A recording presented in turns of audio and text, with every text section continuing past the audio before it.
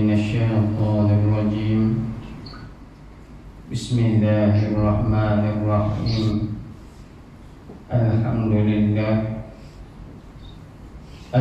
لله رب العالمين والصلاة والسلام على أشرف الأنبياء والمرسلين وعلى آله وصحبه أجمعين رب اشرح لي صدري ويسر لي أمري واحلل عقدة من لساني يفقه قولي رب يسر ولا تعسر رب تمم بالخير سبحانك لا علم لنا إلا ما علمتنا إنك أنت العليم الحكيم ولا حول ولا قوة إلا بالله العلي العظيم السلام عليكم ورحمة الله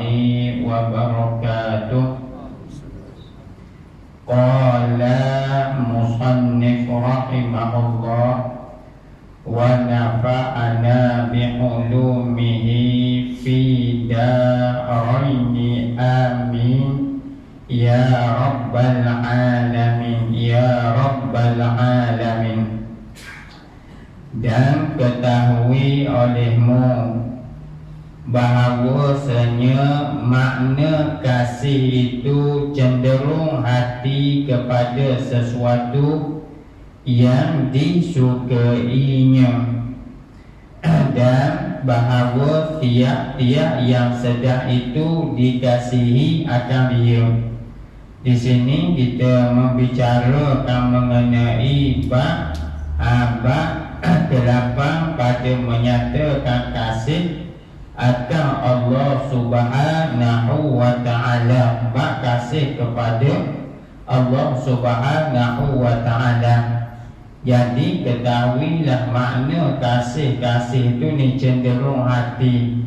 Perasaan hati kita ni cenderung kepada sesuatu yang kita sukai, dan bahawa tiap-tiap yang sedap itu dikasihi akan dia. Setiap benda yang sedap pada hati kita tu kita suka, kita suka. Dan jika kuat kasih itu dinamakan dia asyik. Kalau dah hati ini terlalu sayang sangat, terlalu kasih sangat, akan timbullah perasaan asyik ataupun perasaan rindu. Ini perkara yang mudah kita faham. Kalau nisbah dari sudut hubungan manusia ni mudah kita faham. Apabila kita sayang sangat kepada tunang kita, sayang sangat kepada ibu bapa kita, sayang sangat kepada isteri kita, maka menyebabkan hati kita akan teringat sokmo pada dia. Hati kita akan teringat sokmo pada dia, dan itulah yang dinamakan dia akan asyik ataupun rindu. Jadi kalau nisbah pada makhluk jelas kita nampak dah. Ada pun kalau kita lihat bagaimana kerinduan ke Rasulullah Sallallahu Alaihi Wasallam kepada kita ni cukup hebat. Hingga kan diceritakan Rasulullah Sallallahu Alaihi Wasallam pernah menitiskan air mata ketika mana duduk bersama dengan sahabat-sahabat baginda. Hingga kan sahabat bertanya, ya Rasulullah, sebab apa kamu menangis? Rasulullah menyatakan, aku rindu kepada ikhwani, saudara aku. Maka sahabat bertanya, ya Rasulullah, sesungguhnya kami kan saudaramu kan, kami kan ikhwanmu kan? Rasulullah menjawab, kamu ashabimu, sahabat-sahabat aku. Ada pun saudara-saudaraku ikhwani ini orang yang tidak sempat berjumpa dengan aku, tidak melihat aku, namun dia beriman dengan risalah yang aku bawa. Maka aku amat rindu nak jumpa dengan mereka ni. Ini keadaan Rasulullah dengan umat baginda. Dan diceritakan bagaimana Rasulullah sallallahu alaihi wasallam sentiasa berdoa kepada Allah Ta'ala supaya mengampuni umat-umat baginda. Ini Rasulullah sallallahu alaihi wasallam rindunya baginda kepada kita. Maka kita pula macam mana kerinduan kita pada Allah, kerinduan kita kepada Rasulullah sallallahu alaihi wasallam. Dan makna benci itu liar hati daripada sesuatu kerana keadaannya menyakiti. Ada hal benci ni berlawan dengan sayang, berlawan dengan kasih.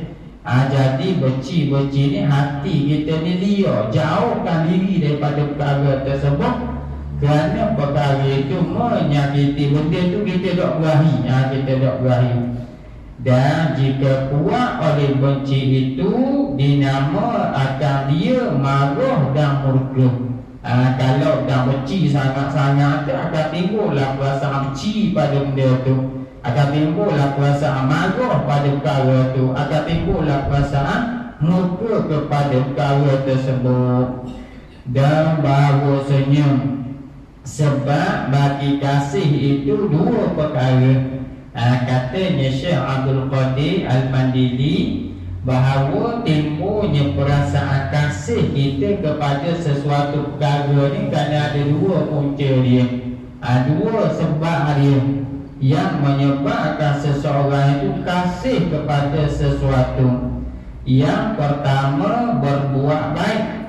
Yang kedua, keelokan. Apa maksudnya kita tengok.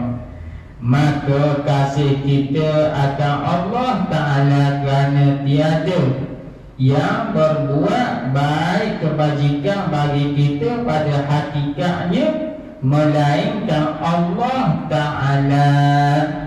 Ada pun yang lain daripadanya, maka berbuat kebajikan ia akan kita dengan petunjuk daripada Allah Ta'ala. Ini yang pertama. Sebab apa wajib kerana kita kena kasih pada Allah Ta'ala ni? Sebab apa? Yang pertama, kerana taklah kebaikan-kebaikan yang ada pada diri kita melainkan semuanya datang daripada Allah Ta'ala. Wa in ta'uddu ni'matallah la tuhsuha. Kalau kamu nak menghitung nikmat yang Allah Ta'ala beri pada kamu, nescaya kamu tidak mampu menghitungnya kerana terlalu banyak nikmat yang Allah Ta'ala beri. Malah kasihnya Allah Ta'ala kepada kita lebih kasih seorang ibu lebih kasih daripada seorang ibu kepada anaknya. Diceritakan pernah berlaku satu peperangan di antara pihak kafir dengan pihak Islam. Kita semua tahulah bagaimana peperangan pada zaman dahulu tak macam peperangan pada zaman sekarang. Sekarang duduk jauh kilometer pun boleh serang dah. Zaman dulu kan kita berhadapan dengan musuh secara terang-terangan. Jadi apabila begitu di pihak Islam dengan di pihak kafir ni, orang kafir di samping peperangan dia bawa ni, di samping senjata yang dia bawa, di antara benda yang dia bawa juga anak bini, harta benda. Itu antara penyuntik semangat mereka ni supaya mereka boleh semangat lagi di perang. Ini orang kafir. Jadi apabila begitu di pihak orang kafir, ada di antara mereka ni yang bawa budak, yang bawa anak ni sebagai penyuntik semangat ni, dikendong dibawa oleh seorang ibu. Maka berlakulah peperangan. Apabila berlaku peperangan, selesai berlaku peperangan, tiba-tiba didapati orang kurang bawa ibu tadi. Lalu dia cari kerana apa? Anak dia hilang daripada tangan dia. Apabila dia duk cari tak jumpa sambil menangis, tiba-tiba sahabat Rasulullah tanya sahabat, wahai sahabat, mu ada ambil tak tu budak anak orang kurang tadi? Lalu ada seorang sahabat dia kata, ya Rasulullah, budak tu ada dengan aku. Lalu katanya Rasulullah, lepas dia biar dia pergi tak mak dia. Jadi apabila lepas budak tu berungga kat mak dia. Dalam keadaan nangis, mak apa pegang budak tu nangis pegang mak dia. Tiba-tiba sahabat nitik air mata kerana tengok peristiwa tersebut. Lalu katanya Rasulullah, wahai sahabat, merasa budak ni mak dia sanggup dah nak ambil dia lepuk dalam api. Dia katanya sahabat, dok ya Rasulullah, tengok tu sayang setara tu seorang mak pada anak tak lah dia nak lepuk dalam api. Maka apa jawab Rasulullah? Wahai sahabat, sesungguhnya Allah mencintai kamu, menyayangi kamu lebih daripada seorang ibu menyayangi seorang anak. Lebih sayang Allah Ta'ala pada kamu daripada ni seorang mak sayang pada anak ni. Siapa sedemikian rupa kecintaan Allah Ta'ala kepada kita. Sebab itu kewajipan ke atas kita mencintai Allah, menyayangi Allah lebih daripada sekalian makhluk yang lain. Maka di sini dia sebut bagaimana punca yang menyebabkan kita kena kasih pada Allah. Kerana segala kebaikan yang wujud pada diri kita semuanya datang daripada Allah Ta'ala. Ada pun yang lain daripadanya. Maksudnya kalau kita tengok kerajaan beri bantuan pada kita, suami beri bantuan pada kita, isteri tolong kita, ataupun orang yang kita kasih sahabat kita tolong kita, jadi dia ke Allah Ta'ala yang tolong. Maka berbuat kebajikan ia akan kita dengan petunjuk daripada Allah. Ingat orang-orang baik kerajaan ke, baik majikan ke, baik suami ke, baik ayah ke, baik kawan ke, semua hak tolong kita tu adalah postman sahaja, sebagai pengatur sahaja. Yang mana Allah Ta'ala yang menggerakkan hati dia nak tolong kita. Allah Ta'ala yang menggerakkan hati nak beri bantuan pada kita. Allah Ta'ala jaga hakikat dia. Hak ni lah yang biasa disebut oleh Tok Guru ni Aziz.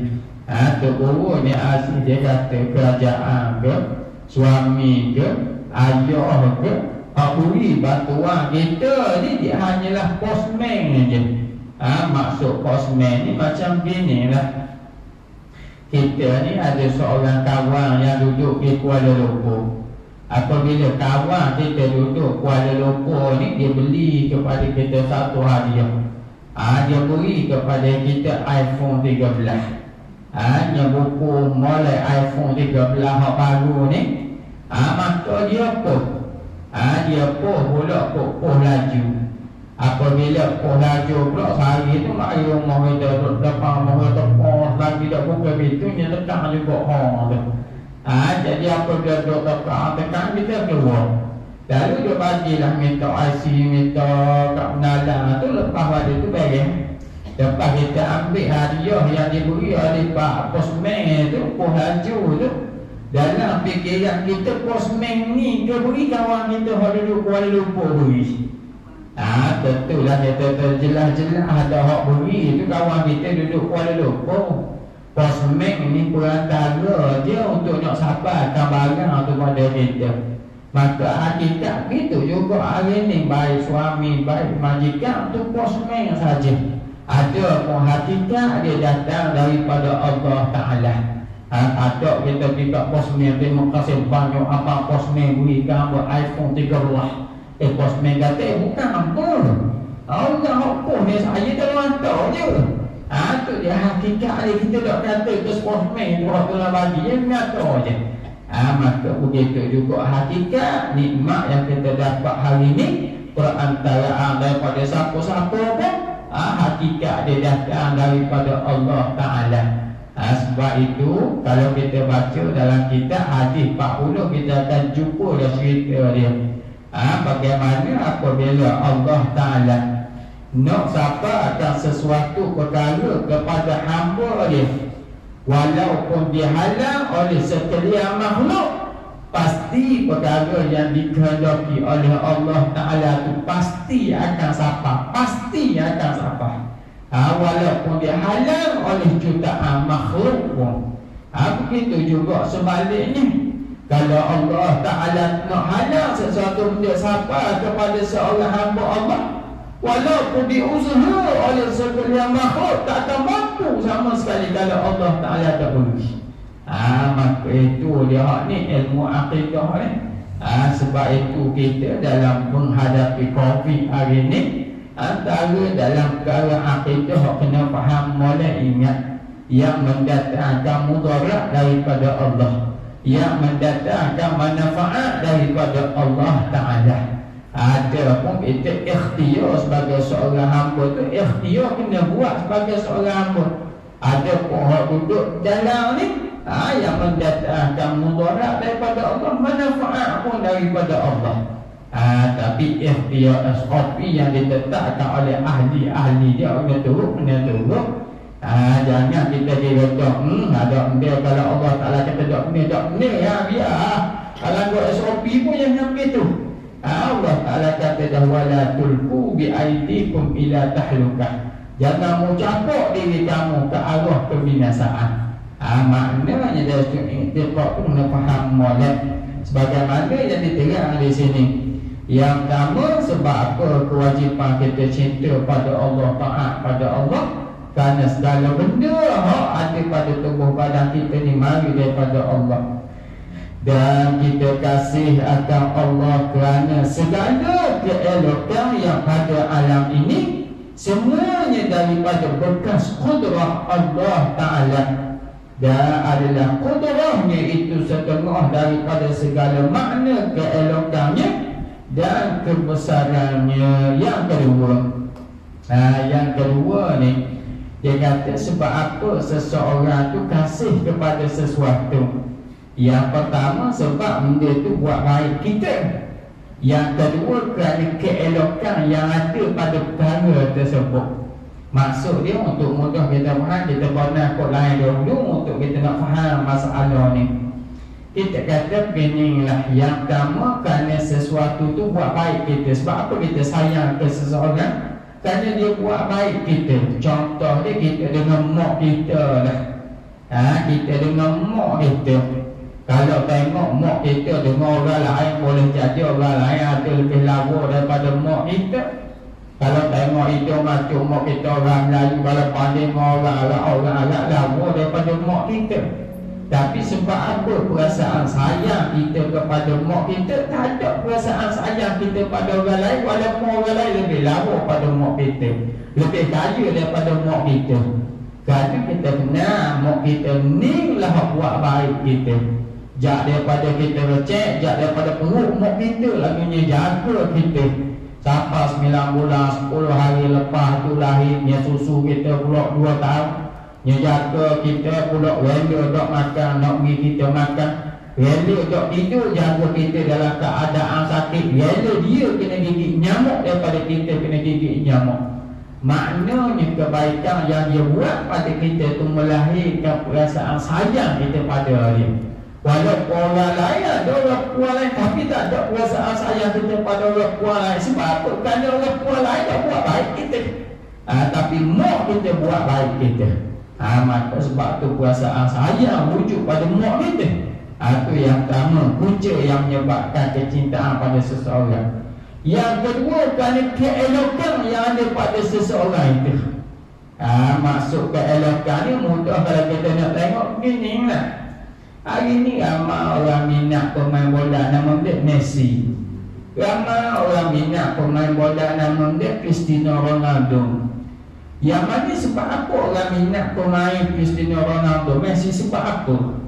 Sebab kita tahu kerana keelokan, maknanya kepandaian dia dalam bermain bola. Walaupun orang ni Messi ke Cristiano Ronaldo topak rekod, kalau kita tanya benar tak aku topak, dia kata tak benar. Dia tak benar, kita rasa tak benar. Tapi kerana kehebatan yang main menyebabkan kuasa kita minat pada dia. Kadang-kadang minat yang melebih sampai dalam bilik. Dia dapat habis tanpa Messi ni. Nyatakan habis kampung Cristiano Ronaldo. Kadang-kadang tidur bang mimpi main bola dengan Cristiano Ronaldo. Walaupun dia kaki batu. Jadi nak kapur sebab apa? Kerana keelokan yang ada pada seseorang yang jadi lahir perasaan sayang, perasaan minat pada seseorang. Pernah berlaku dalam dunia hari ni sebelum pada ni, berlaku pada beberapa orang wanita bunuh diri gara-gara kerana Syahrukh tak kahwin dengan dia. Zaman dulu, zaman Syahrukh tengah naik dulu zaman dia, cerita kush tahan ada. Kan Syahrukh antara artis jadi idola lah dia namanya. Ada hak bunuh diri, ada siapa mereka bunuh diri. Sedangkan Syahrukh kenal dia pun tak kenal. Tapi kerana mungkin kepandaian dia, wajah dia menyebabkan kegilaan tu lahir. Macam hari ni dah ada anak tahu kita ni rela ni dipeluk oleh K-pop ni arti Korean. Malah rasa berbantu dia peluk kerana apa? Kerana kelah cantikan kehansoman dia boleh jadi menyebabkan dia berasa sayang. Maka ni punca yang kedua menyebabkan timbul kesayangan pada seseorang ni. Maka diterangkan dalam kitab kita ni, di antara sebab yang kedua kewujudan kecintaan kita pada Allah. Kerana apa? Tidak lain dan kasih kita akan Allah. Kerana segala keelokan yang pada alam ini semuanya daripada berkah kudrahnya. Kerana kewujudan alam yang cukup hebat, tidak lain dan tidak bukan dengan kekuasaan Allah Ta'ala.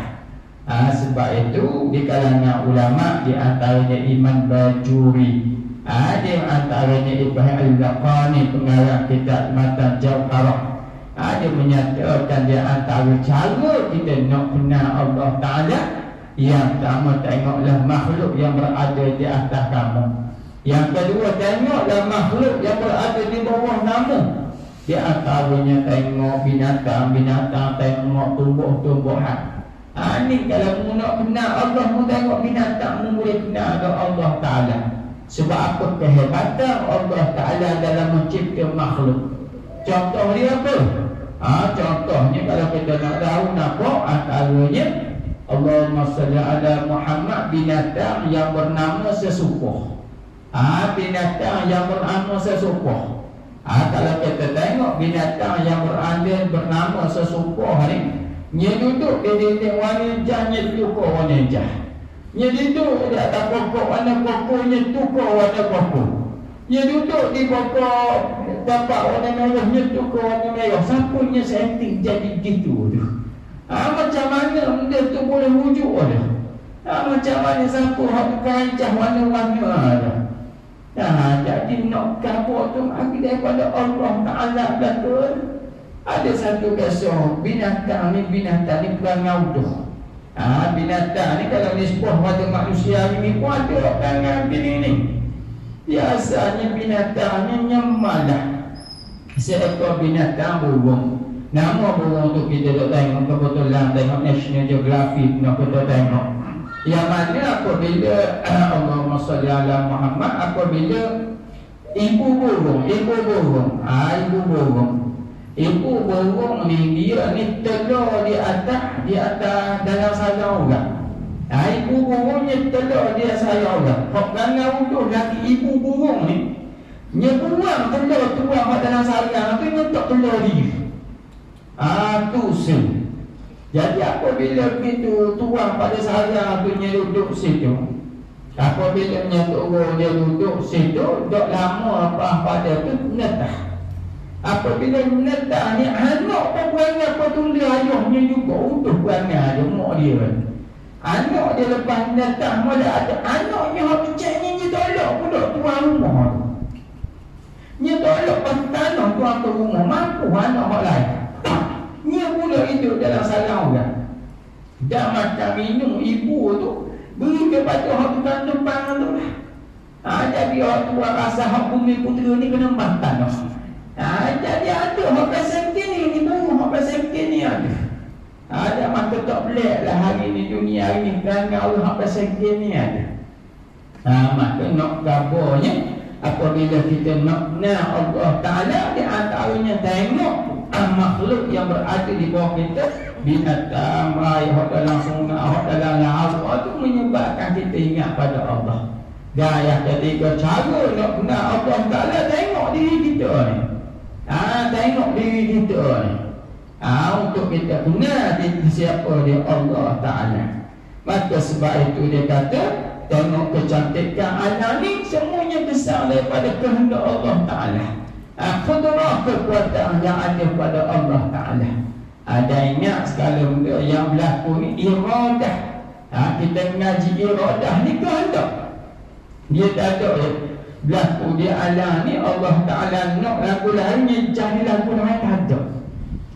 Ni ingat molek ni tak ada. Allah Ta'ala nak buat ustaz jadi putih, salah jadi hitam. Ni tak ada. Berbeza dah dengan kita. Dan ni banyak kita ni. Kita ni masuk nak suruh anak suami makan semangat. Tengok semulu dah habis. Kehendak kita lain. Kita nak buat surprise kepada suami kita, beli barang yang diberi pada suami, yang suami dia pula marah kita. Sebab apa beli barang sebab ni? Kita ingat gembira, ni jadi sedih pula. Nampak tak maknanya? Kadang-kadang kehendak kita ni lagu lain, dia jadi lagu lain. Ada pun Allah Ta'ala tak. Sebagaimana tu yang Allah Ta'ala nak, tu yang akan jadi dalam keadaan yang tepat sebagaimana Allah Ta'ala kehendaki. Ingat tu, jadi alam ni yang sempurna ni, yang hebat ni, mari daripada Allah Ta'ala, zat yang maha sempurna. Dan adalah kudrahnya itu setengah daripada segala makna keelokannya dan kebesarannya.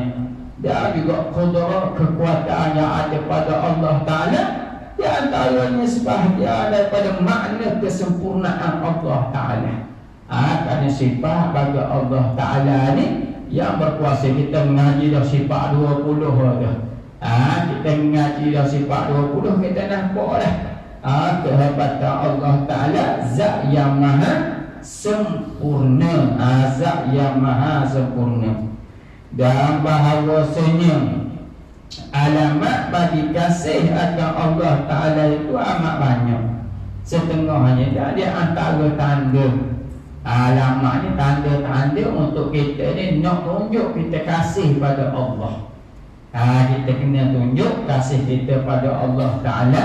Kerana memang kita bergantung dengan Allah Ta'ala jak daripada perut mak sampai ke hari akhirat. Teruknya dia cerita adalah kitab tafsir, menceritakan bagaimana pun kita ni guana-guana pun memang gantung Allah Ta'ala sampai ke hari akhirat. Diceritakan ada di kalangan hamba Allah, hari kiamat ni apabila dihitung amalan dia, didapati amalan baik dia dengan amalan jahat dia, amalan jahat dia lebih sikit. Jadi apabila lebih sikit, Allah Ta'ala kata apa? Oleh kerana hari ni hari aku, hari kiamat ni aku yang menentukan segala-galanya, aku beri peluang kamu. Mungkin carilah siapa-siapa orang yang boleh minta tolong. Carilah siapa-siapa, pergilah untuk orang yang boleh meminta tolong, supaya apa? Amalan kamu ni biar jadi sama. Tak apa dah, dipanggil Ashabul A'raf. Golongan yang kalau sama dosa dengan pahala, insya-Allah dia akan dimasukkan dalam syurga. Jadi apabila asalnya Allah Ta'ala suka, dia beri peluang. Dia beri peluang untuk nak cari orang yang paling dia sayang ni, nak minta pahala sikit apa dah. Sebab apa? Nak buat sama dengan dosa dia lah.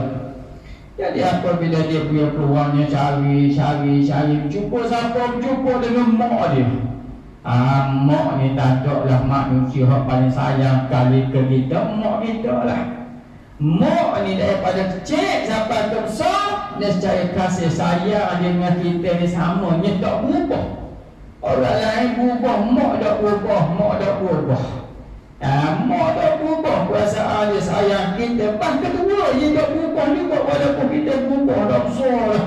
Tapi perasaan sayang daripada kita tak bukan berubah. Sebab tu orang kata anak misal ke apa-apa, mak pun tak sayang sayang tu hakikat mak.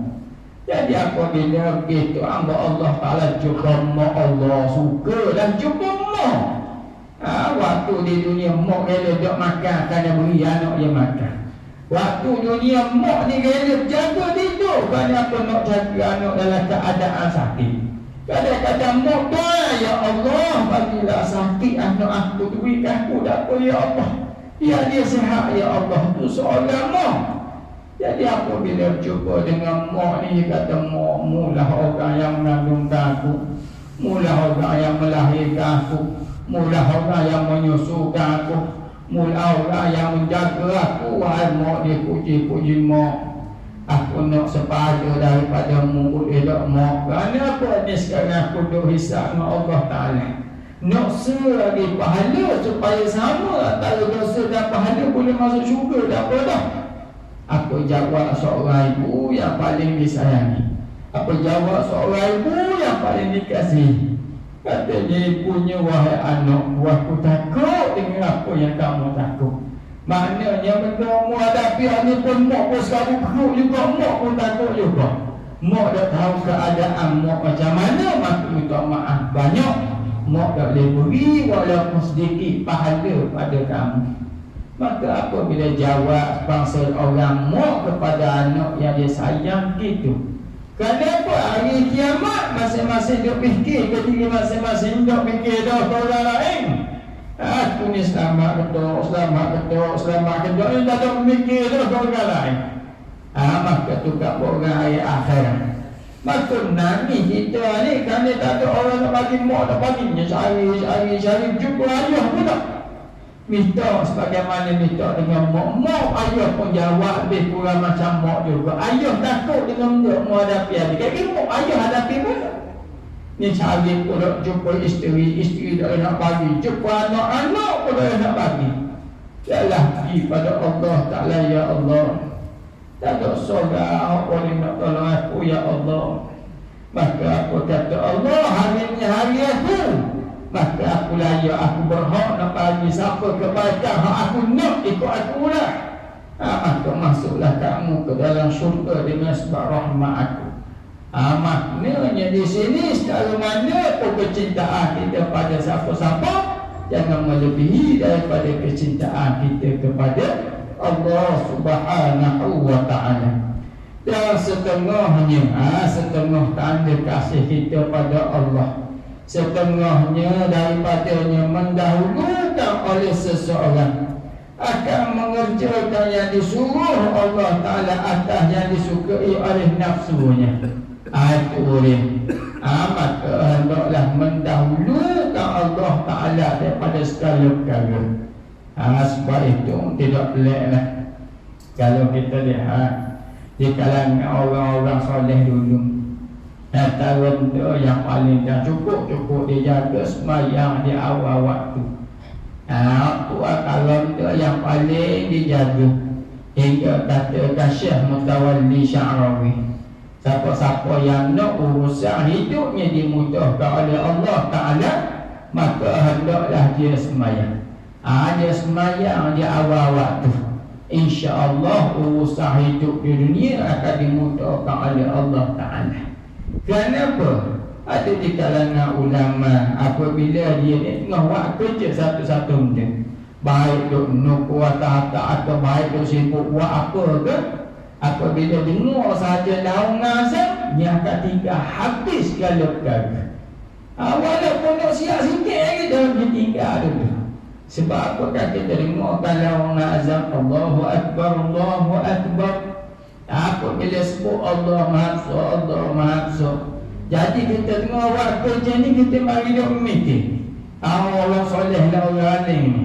Dia mari dia mikir antara Allah Maha dengan kerja aku ni, hak mana lebih besar, hak mana lebih aku utamakan. Maka apabila dia letak dalam kepala dia, kalau nak buat jadi sekapuk. Sebab apa sekapuk? Aku kata Allah Maha, sebab aku dahulukan hak ni lagi.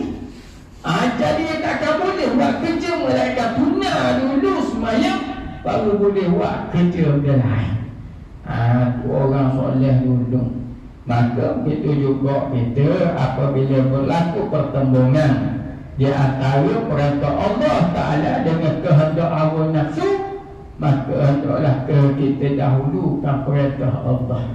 Allah Ta'ala suruh sembahyang awal waktu, ada hawa nafsu kata lek kat dulu, sambung dulu cerita split gang tu. Jadi apabila kita dahulukan hak Allah Ta'ala dulu, dahulukan yang Allah Ta'ala dulu. Allah Ta'ala suruh tutup aurat. Ada pun kita ni ada rambut lawa, orang kurang tubuh badan lawa, maka baju tak lawa orang nampak tubuh badan, ada pun Allah Ta'ala suruh tutup aurat. Dahulukan yang Allah Ta'ala dulu. Itu waktu bila berlaku pertemuan, dahulukan yang Allah. Dahulukan yang Allah Ta'ala. Sahabat-sahabat Nabi dalam turut perintah Allah Ta'ala, walaupun dalam perkara yang asalnya mereka berakhir buat, mereka sanggup tinggal dalam keadaan nangis kerana nak turut perintah Allah Ta'ala. Di antaranya siapa? Di antaranya kisah tentang pengharaman agama. Agama ni diturunkan perintah larangannya, ada beberapa perintah bukan sekali haram lalu jauh. Ya, ada perintah khas apa?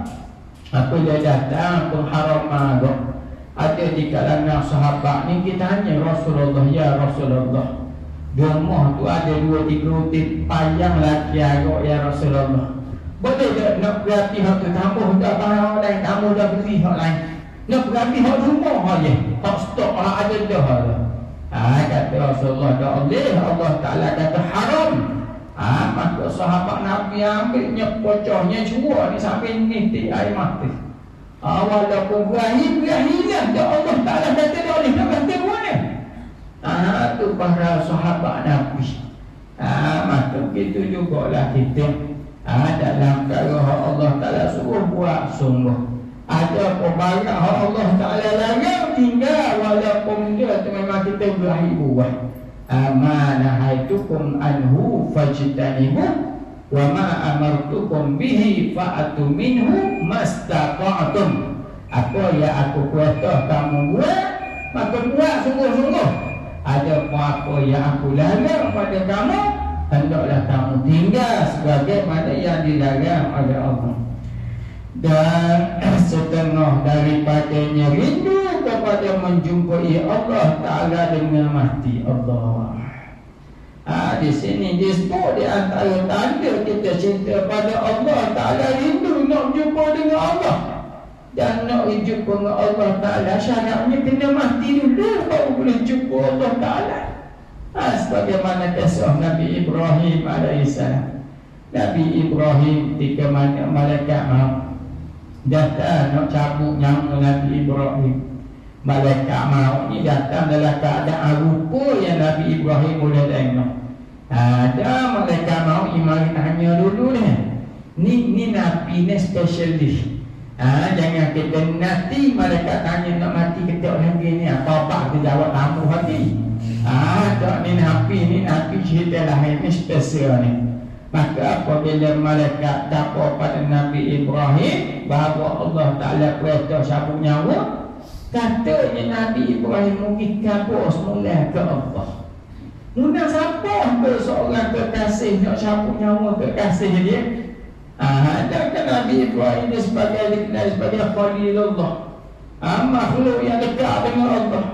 Takkanlah Allah Ta'ala nak cabut nyawa makhluk yang dekat dengan dia. Nak siapa lah nak siapa ke Allah Ta'ala nak cabut nyawa kekasih dia. Jadi malaikat ni tak ada nak jawab. Jadi malaikat ni tanya Allah Ta'ala semula, ya Allah, Nabi Ibrahim tahu tak? Nabi Ibrahim kata betul dah. Ayat mana Nabi Ibrahim kata tak siapa sebagai kekasih nak cabut nyawa kekasih dia. Maka apa jawab Allah Ta'ala? Murid khabar ke Nabi Ibrahim, munasabah ada seorang kekasih tambah jumpa ke kekasih dia. Maknanya kalau duduk atas darah atau atas bumi tak ada nak jumpa, maknanya kena mati dulu syarat dia baru boleh jumpa aku, yakni Allah kekasih dia. Maka malaikat mau mari khabar kepada Nabi Ibrahim, baru Nabi Ibrahim membenarkan dia dicabut nyawa. Maknanya di sini kena mati dulu.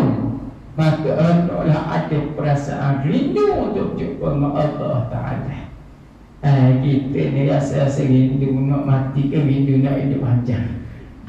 Dia sebenarnya Allah kadang-kadang kalau kita tengok kitab yang dikarang oleh Allahumma salli ala Muhammad, kitab Imam Suyuti bab berkaitan dengan alam barzakh, diceritakan bagaimana ada di kalangan ulama, bukan sikit, kalangan ini banyak, di kalangan orang-orang alim, di kalangan orang-orang alim ni, ulama-ulama ni dia buat mari Imam Suyuti hukum.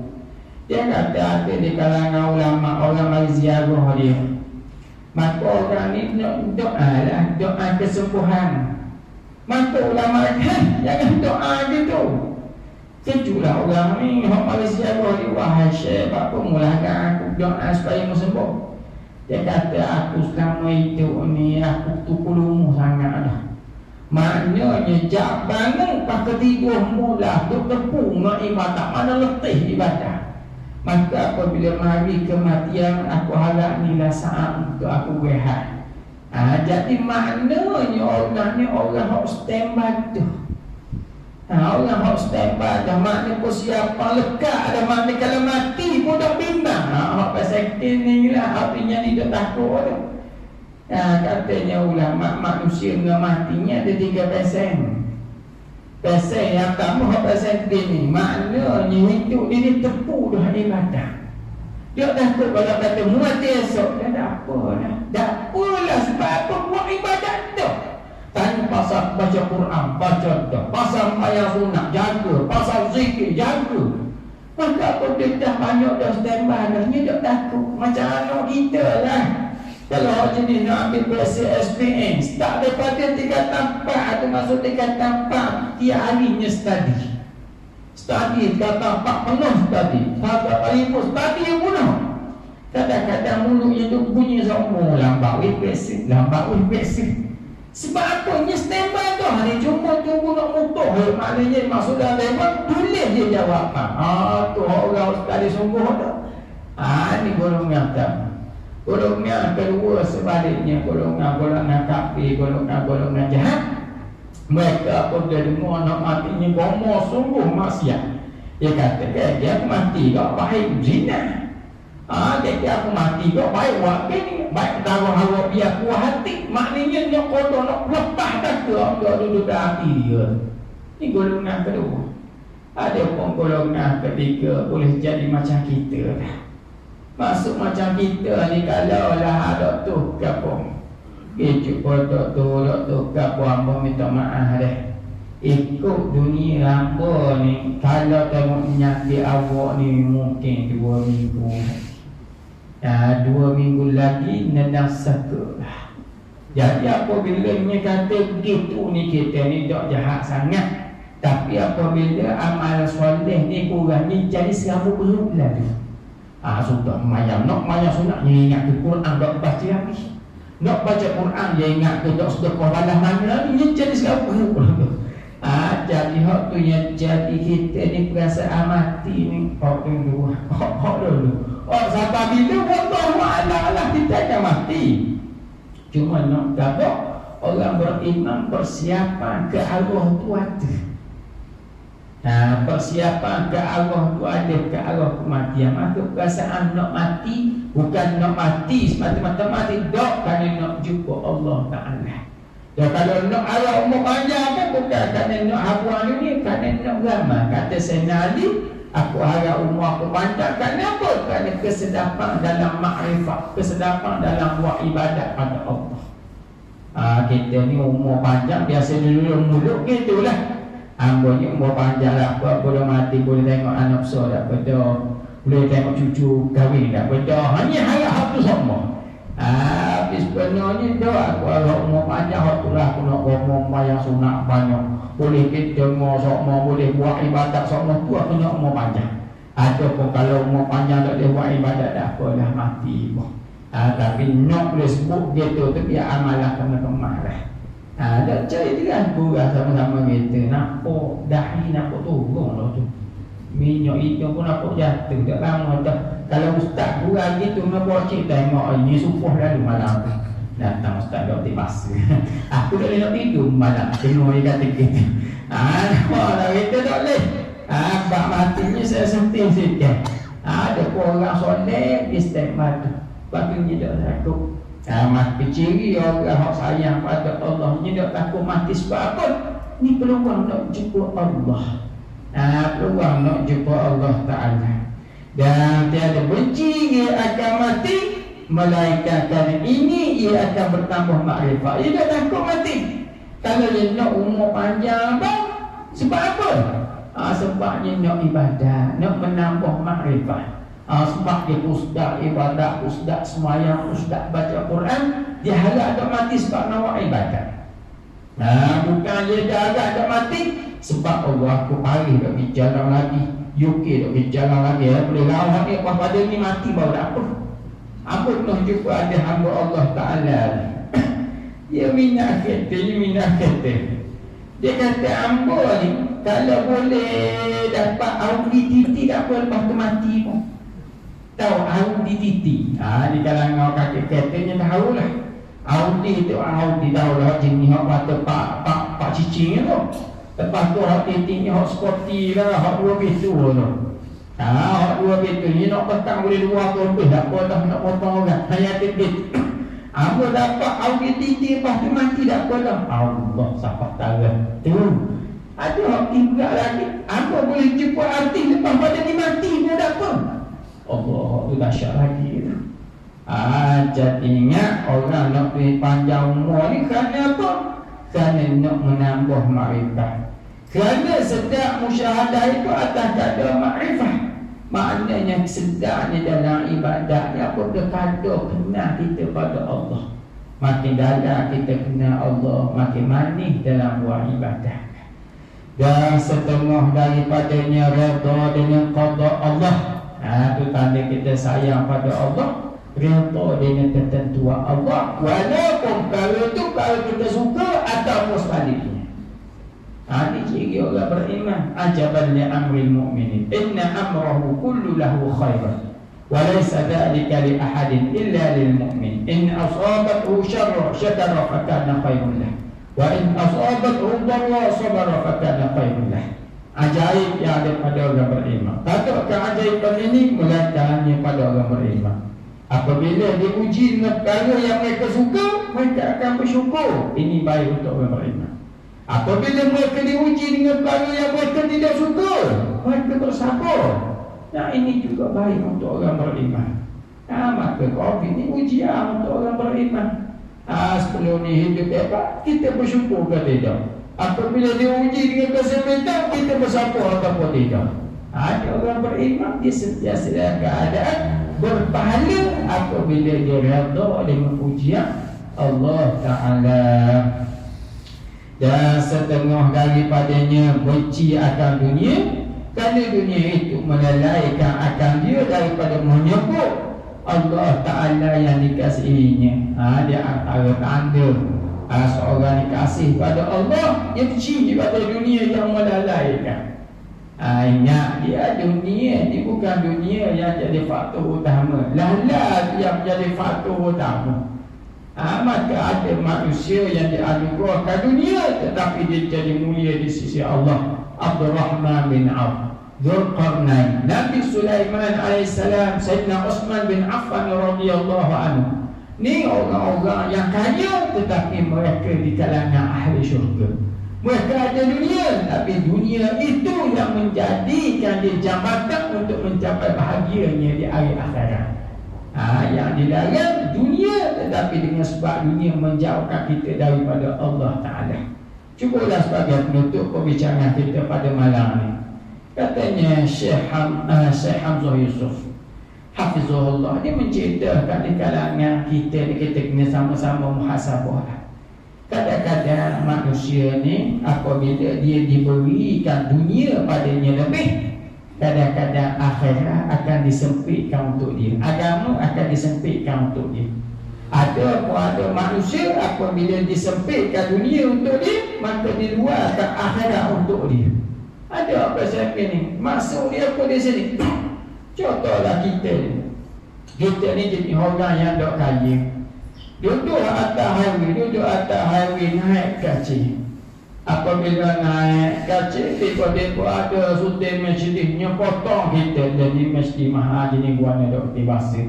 Kalau dulu antara sohonya mesti mata belalang dulu lama dulu tu.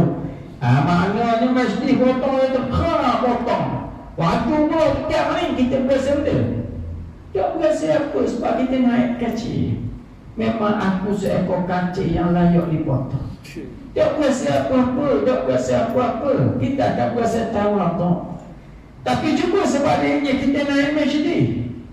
Tiba-tiba sang kaci potong kita. Kaci potong kita adalah muslimah. Orang puan naik pakai sepeda hitam nangkuk kita. Jadinya potong kita. Rasa-rasa kita kata gitu juga kan. Memang aku layak dipotong. Mungkin dia ada kerja. Ada gitu tu. Dan dia tekan mula minyak mengatang tak berarti basa. Kenapa dah tu? Apa bezanya keadaan tu? Keadaan kaya dan miskin tadi. Sebab tu kita kena ingat, walaupun dunia diluahkan untuk kita, jangan menjadi agama sepik untuk kita. Melahirkan sifat sombong, melahirkan kita rasa hebat. Jalan orang menengok mentang kita CEO, mentang kita orang jawab langsung, gini salah, tak tengok muka, jangan. La yadkhulul jannah man kana fi qalbihi mithqala dzarratin min kibrin. Takkan masuk syurga bagi manusia yang dalam hatinya besar darah perasaan sombong, perasaan takabur. Sebab ingat dunia yang melalaikan, dunia yang menjauhkan kita daripada Allah Ta'ala. Tadi kita sayang pada Allah, benci dengan dunia begini. Bukan terhadap dunia semata-mata, benci terhadap dunia yang melalaikan. Tapi kalau dunia mendekatkan diri pada Allah, itu yang lebih baik. Contoh macam surga kita biasa ada yang sama, bayar B api, bayar B ni, bayar B tu. Tak kena ada duit tu. Kalau bahan pasal teh, tak kena bayar pun. Maknanya nak pada tu. Tapi itu dunia yang mendekatkan kita kepada Allah Ta'ala. Dan ketahui olehmu, wallahu a'lam, wallahu ta'ala a'la wa a'lam, wa billahi taufiq wal hidayah. Assalamualaikum warahmatullahi wabarakatuh.